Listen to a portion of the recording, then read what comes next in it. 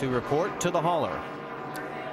And according to NASCAR and the rule book, the 20 will not get his start back, his position back on the restart. So we'll have to wait and see where NASCAR places the 20 of Denny Hamlin. But Clint's been called to the principal's office along with crew chief Dan Deeringhoff. And there's a better view of the damage on the 20. All right, let me ask you guys this. Should he have retaliated? I mean, Denny was involved in 2 spins today where he got into people. Now, whether or not deliberately or not, that's always the conjecture that we have. I never like seeing guys take race cars and pay each other back because we're the ones that always have to fix them. But in that case, he felt like he was wronged in some way, and he wanted to kind of make even the score. Okay, that felt like he was wrong. And then you see that guy's going to sit up there starting on the front row with a chance to win the race. You want to make sure he didn't have that didn't happen. So. Yeah, racetrack, it's a tough call. And I know NASCAR, there'll probably be a fine involved along the way here for Clint, but sometimes you just feel like you have to take things into your own hands and show the guys your displeasure. Well, the one winner in this thing is going to be Reed Sorensen. He's going to move up to the front row now on this start. He's going to have a shot at Kyle Busch. Well, Bowyer's last of his 8 Nationwide Series wins was right here last September.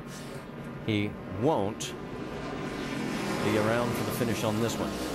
No, but I have to say, as if Kyle needed any help in trying to win this race, he just got some right there. It's certainly going to make his job somewhat easier here. But he still has to be able to get up to speed, make sure he's got his tires cleaned off. You heard these guys talking about a lot of rubber on the racetrack out there. All right, let's set this up. We're going to have a green-white checker. We've already talked about the fact the 3 prior, the guy leading at the end of regulation has not been the winner. The guy leading at the end of regulation is Kyle Busch. He led yesterday in the truck race, did not win that race. He has led 188 laps. And don't forget, NASCAR will try up to 3 attempts at a green-white checker if we don't get it done here. Here it is. It's Busch, Sorensen on the front row, Newman, McMurray in row 2, Harvick, Leffler, Keselowski, and Biffle. That's your top 8 as they come out of turn number 4. Green-white checker attempt number 1, and boy, he's got the hammer down again. This time much cleaner. And right now, look at Sorensen getting a little bit loose there, but staying right there underneath McMurray. McMurray gets him clear off 2. Well, what a great job by Jamie McMurray today with that race car. He's driven up through the pack. See Ryan Newman trying to take the 3rd spot now. He's going on the high side. Kyle has checked out. White flag this time by. White flag. So all he's got to do is get it around. Meanwhile, Jamie McMurray, boy, what a struggle this team has had. He's hanging on for 2nd. Here comes Newman. Man, look at Newman get this big run off the top. We saw him earlier running up there. Here goes Kyle Busch, as it looks like he will not be denied today.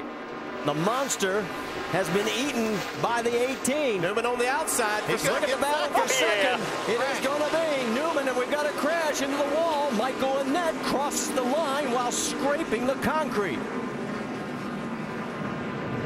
He looks to be okay, but it's Busch, Newman, McMurray 3rd, Sorensen 4th, Leffler 5th. Harvick, Keselowski comes back to finish in 7th. Biffle, Scott, and Colin Brown gets a top 10. How about that? Now, that was a good finish. Jamie, let's talk to Jason Radcliffe. Well, he's pretty happy. He says, great job, man. Jason, green-white checker, you've seen him go very wrong, and you guys have been on that receiving end. What was that like? Well, I think it was about 365 days ago we saw that, and we didn't make it through this corner. But great job today by all these guys, everybody on pit road. Our combos, Toyota was great. Kyle did a great job, and we're just really thankful, really blessed. God's blessed us with great people, great race cars, and Toyota, and everybody. And we're just going to keep riding this thing as long as I can. Great job. Congratulations. 4th win for this team. Marty? And his 34th in his Nationwide Series career. 2nd win at Dover in his 12th start. And I can't even see the car because it's in nothing but smoke. He's got pretty good at these, hasn't he? Well, he's had a few practices at it. And he's the first time to win here in 4 green-white checkers, where the leader at the end of regulation goes on to win the event.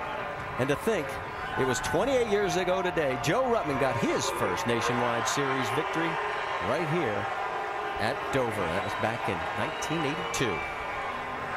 And now Kyle Busch becomes our 8th different winner in 8 straight years on the spring race. It'll be the 4th win on concrete for Kyle Busch. That'll time with Clint Bowyer for 3rd. Michael Annette sticking his face into Justin Allgaier's window, obviously having a conversation. And we got Kevin Harvick having a conversation as well. Looks like Brian Scott. Let's talk to the man who finished in second place, David. I don't know either. All I know is I had a note here that said, you calling the crew saying, I can't push the car. What happened at the end there? They made some adjustments. Yeah, we did get the car better. I was just too free for too long there, and I just couldn't push the car. I mean, you have to almost like abuse a race car here. That's why this racetrack is so much fun. I have to thank James Finch and everybody at Phoenix Racing for the opportunity to put pit road pets on the hood, and it wasn't the greatest finish for us, but we'll take it second place. We didn't deserve it, is all I'm saying. We were probably about a 4th or 5th place car, but second was a good run for us. He may ring you up a little later in the year here. Are you okay for another run in the 1 car? Yeah, I told him I'll think about it. All right, Ryan Newman finishing a strong second today. Yeah, great run for Ryan and the team. And there is Denny Hamlin climbing out of his car, and Hamlin ends up finishing in the 12th position. While we've got a moment waiting for victory lane, let's talk about the ticket to race, because you can get yours at NASCAR.com/tickets. Our next stop in 2 weeks at the Charlotte Motor Speedway. Then on to Nashville, Kentucky, Road America, on down through the month of July, where we will be in Iowa. Boy, the crowd will be out there. Last year, jam-packed. They put in extra grandstands. You want to be there for that one. So now you've got the ticket to the race. Let's check in once again and talk to third place, Jimmy McMurray, Dave Burns. Another top 5 for the 88 team and Jamie McMurray. And this one wasn't easy all weekend, was it? No, we didn't. We really struggled to get the car off the racetrack all of practice. Well, you guys followed us the whole time, so you know.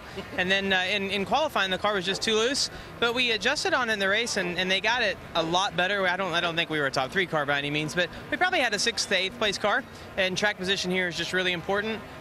So you know, we've been really lucky in this car, though. Everything has just kind of went our way, and I've been involved in racing a long time, and I've had things all go the opposite way. So you certainly have to enjoy this. But it was really cool to have Connects on the car this weekend, and that means a lot to my foundation with those toys being really popular in the autism community. So it was a cool run.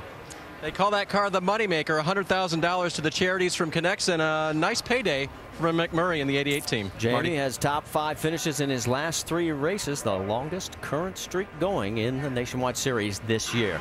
Time now for our Hellman's Victory Circle. Let's talk to our winner, Jamie.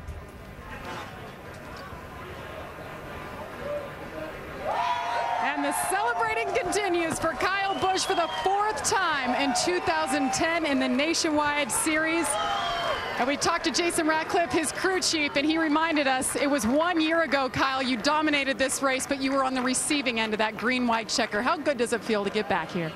Feels good. You know, we've been fast here a lot at Dover. You know, we've had great race cars, and can't thank these guys enough. This Joe Gibbs racing team was awesome. You know, Combos, Toyota, Z-Line, of course, you know, Marquis Jet, Gillette, Nationwide, and the fans, you know, for everything that they've got going on. And one of my guys, Heluva good, you know, they're here this weekend, so it's cool to have them. And finally, I don't know if we broke the monkey or what, but they've been hanging out in my pit box at Daytona, then yesterday, and we've been kind of snake bit, but, you know, today was a good day for us, and real good race car, and real proud of these guys, the way we were just, you know, we were good all day. You know, we came off pit road real strong and everything, and we just held our own. Kyle, you were checking out, and then at the end of the race, you called it on the radio. You said, yep, caution. It comes out, and then they go green again, and then the big pileup. You guys have to stop. What does that do for your concentration and your momentum?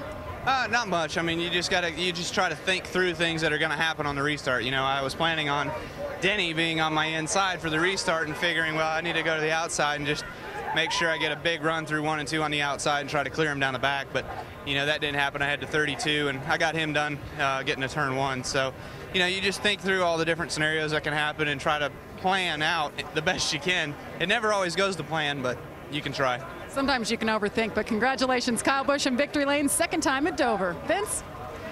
With Denny Hamlin and, well, on that restart, Denny, what happened there between you and Clint? I just clipped him on the way by. I mean, it was nothing intentional, obviously, but he spun his tires, and you know, I was trying to go, and I just misjudged it barely. I did it earlier with the 15 car, just barely misjudged it, and I just don't run. It's hard to blame it on, you know, not running these cars a lot, but I just didn't know, how close I was, and barely clipped him and sent him up, and it ruined his day, and obviously it ruined ours too. So.